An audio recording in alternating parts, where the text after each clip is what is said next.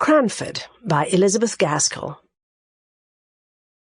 Chapter 1. Our Society. In the first place, Cranford is in possession of the Amazons. All the holders of houses above a certain rent are women. If a married couple come to settle in the town, somehow the gentleman disappears. He is either fairly frightened to death by being the only man in the Cranford evening parties, or he is accounted for by being with his regiment, his ship, or closely engaged in business all the week in the great neighbouring commercial town of Drumble, distant only 20 miles on a railroad.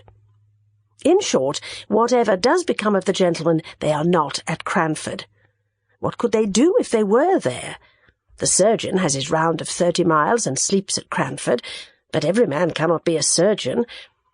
For keeping the trim gardens full of choice flowers without a weed to speck them, for frightening away little boys who look wistfully at the said flowers through the railings, for rushing out at the geese that occasionally venture into the gardens if the gates are left open, for deciding all questions of literature and politics without troubling themselves with unnecessary reasons or arguments, for obtaining clear and correct knowledge of everybody's affairs in the parish, for keeping their neat maidservants in admirable order, for kindness, somewhat dictatorial to the poor, and real tender good offices to each other whenever they are in distress, the ladies of Cranford are quite sufficient.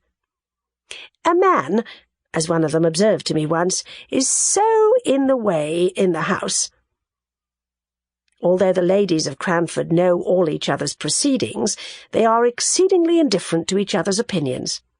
Indeed, as each has her own individuality, not to say eccentricity, pretty strongly developed, nothing is so easy as verbal retaliation, but somehow goodwill reigns among them to a considerable degree. The Cranford ladies have only an occasional little quarrel, spurted out in a few peppery words and angry jerks of the head, just enough to prevent the even tenor of their lives from becoming too flat. Their dress is very independent of fashion. As they observe, what does it signify how we dress here at Cranford when everybody knows us? And if they go from home, their reason is equally cogent.